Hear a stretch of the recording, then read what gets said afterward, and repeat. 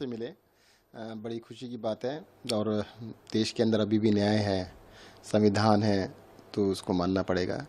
अगर संविधान नहीं होता, न्याय नहीं होता, अदालतें नहीं होती, तो शायद जिस तरह की सरकार केंद्र में चल रही है वो तो फांसी पर लटका देती। एक्सपीरियंस कैसा रहा इतने दिनों जेल में रहने का? कटु अनुभव काफ़ी रहे।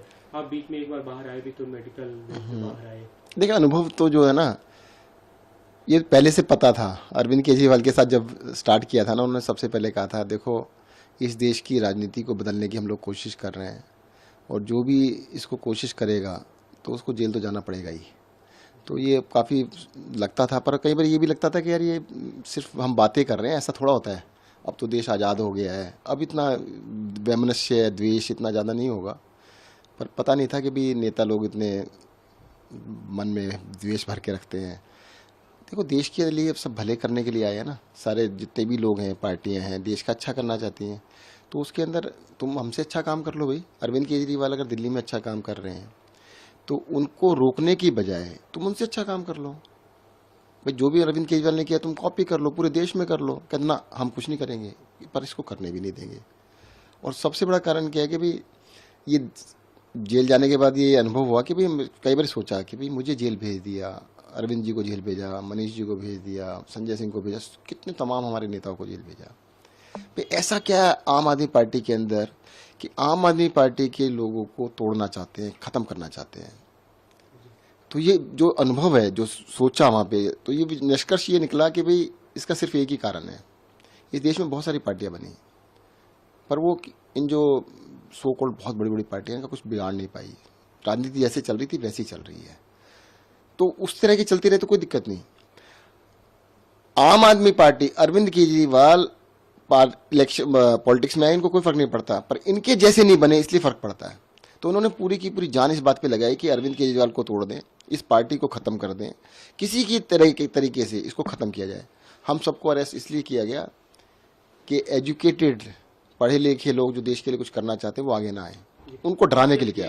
जब आपकी गिरफ्तारी हुई उस समय ये आबकारी मामला उस समय तक नहीं था, तो एक तरह से आपका सेपरेट केस था ये, जो भी बातें कही जा रही थी उसमें, उसके बारे में अगर आप कुछ बताएं कि क्यों, मतलब क्या लूप देखो केस के बारे में तो जब खुलेगा ना सब पता लगेगा। भाई मैं अकेला एक ऐसा आदमी हूँ जिसने इलेक्शन लड़ने से पहले, मुझे टिकट मिला था 21 जुलाई 2013 में।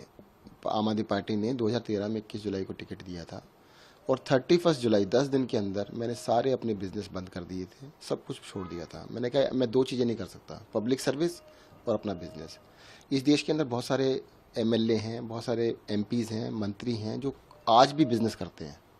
कोई पाबंदी नहीं है, मेरे ऊपर कोई पाबंदी नहीं थी। मैं कोई एमएलए मंत्री नहीं बन गया था कि मेरे को कोई कंपनी छोड़, सब कुछ छोड़ दिया था मैंने। मैं अपना आर्किटेक्ट था, प्रैक्टिस करता था, वो भी बंद कर दी थी।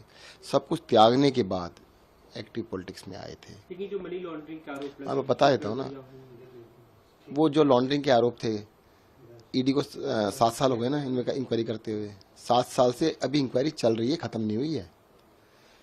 24 अगस्त 2017 को सीबीआई ने केस दर्ज किया, 7 दिन के अंदर ईडी ने दर्ज कर लिया 30 अगस्त को। 7 साल अब पूरे हो चुके हैं, 7 साल से ऊपर चले गए हैं, अभी तक इनकी इंक्वायरी नहीं कर पाए हैं। अगर तुमसे इंक्वायरी कंप्लीट नहीं हुई तो तुम करके आ रहे हो भाई? कहते नहीं यार, अरेस्ट करना था, हमने अपना काम कर लिया। उनका असली मकसद था सत्येंद्र को अरेस्ट करना, सत्येंद्र को जेल के अंदर रखना, अरविंद केजरीवाल को अरेस्ट करना, उनको जेल में रखना, मनीष सिसोदिया को अरेस्ट करना, संजय सिंह को अरेस्ट करना। वो अपना काम किया उन्होंने। आप जब जेल में थे कई सवाल उठे स्वास्थ्य को लेकर कि मतलब जो जिस तरह की देखरेख होनी चाहिए, जो मेडिकल फैसिलिटी मिलनी चाहिए वो नहीं मिली, आपकी रीढ़ की हड्डी में चोट की ऑपरेशन जो वो। अब देखिएगा, वो तो अब मैं उन चीज़ों को बारे में ज़्यादा बात करना नहीं चाहता। जिस तरह का उन्होंने कोशिश की है ठीक है, अब उनका ऐसा ही माने, ऐसे ही लोग हैं तो क्या कर सकते हैं। उन्होंने तो वहाँ पर जैसे आप खाली चोट लगने की बात कर रहे हैं, इन्होंने सोलिटरी कन्फाइनमेंट में रखने की कोशिश की कि कोई मिल नहीं सकता, कोई बात नहीं कर सकता है। तो इस तरह का तो सोलिटरी कन्फाइनमेंट सबसे सीवियर पनिशमेंट कहलाती है। 15 दिन से ज़्यादा ना मर्डरर्स को नहीं रखते उसके अंदर। 15 दिन से ज़्यादा महीनों रखा गया सोलिटरी कन्फाइनमेंट के अंदर कि भाई किसी से बात नहीं कर सकते, बोल नहीं सकते। तो उन्होंने तोड़ने के लिए हर तरह के हथकंडे अपनाए जो भी हो सकते थे। आप जब जेल में थे एक वीडियो भी सामने आया था तिहाड़ जेल से सीसीटीवी का, जिसे लेकर काफी सवाल खड़े। अच्छा चलो पहले से ही बताओ, तिहाड़ जेल के अंदर कैमरे सब जगह लगे हुए हैं, और CCTV फुटेज क्यों नहीं मिल रही आपको?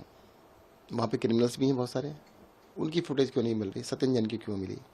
ये कहते हैं सत्येंद्र जैन के लिए ना, देखिएगा क्या शानदार खाना खा रहे हैं, खीरा, टमाटर, संतरा और केला, ये 4 चीज़ें थी। आपकी नॉलेज के लिए मैं बता दूं, जब मैं जेल गया था मैंने 1 साल तक अन्न नहीं खाया था, और वहाँ से खरीद के खाते थे। कैंटीन है वहाँ पर, कैंटीन के अंदर पैसे दे के खरीद सकते हैं। आपको कहूँगा मैं बहुत सारे बिल दिखा सकता हूँ, सारे बिल हैं। कहते सत्येंद्र ने पानी पिया, अरे भाई साहब खरीद के पिया, बिस्लरी का पानी वहाँ मिलता है सबके लिए, मेरे लिए अलग से नहीं है। सत्येंद्र जैन के देखो टीवी लगा हुआ था, अरे भाई टीवी मेरे यहाँ नहीं लगा, सबके यहाँ टीवी लगा हुआ था। अगर मेरे यहाँ लगा तो कोई अलग से नहीं था, मेरे साथ तो ये अलग से ये था कि मुझे अकेले रखा गया था। मैंने बाद में लिख के दिया उनको, डॉक्टर ने मुझसे कहा भाई इनको अकेले ना रखे, साथ में रख लो। कहते नहीं अकेले रखेंगे, इसको तोड़ना चाहते हैं हम। तो मेरे साथ अत्याचार किया गया। जो जो वीडियो की आप बात कर रहे हैं वो एक अति जिसे कह सकते हैं। अरे मुझे सर्जरी हुई थी, मुझे डॉक्टर्स ने कहा था बेड रेस्ट नहीं, एक्सक्लूसिव बेड रेस्ट कि मेरे को कहा गया था। मुझे अस्पताल में रखना था कि वहाँ के स्टाफ ने बोला कि जी हम आपको OPD में ना रख के, हम आपको चक्की कहते हैं, मतलब रूम को कहते हैं, वहाँ रख लेते हैं और फैसिलिटी वहाँ पे दे देंगे। मैंने कहा मुझे जब झुकना मना है, मैं कुछ उठा नहीं सकता। कम से कम 1 महीने के लिए एक्सक्लूसिव बेड रेस्ट किया गया था कि 1 महीने तक आपने हिलना भी नहीं है। तो उस टाइम पर मेरे पैरों में इसमें बहुत ज़्यादा पेन था, तो उन्होंने अरेंज किया था। अच्छा आप कह रहे हो मसाज की बात कर रहे हैं, चलो कभी ये पूरे कपड़े पहन के मसाज होती है? आपने वो वीडियो दोबारा देख लेना, खोल के देखना।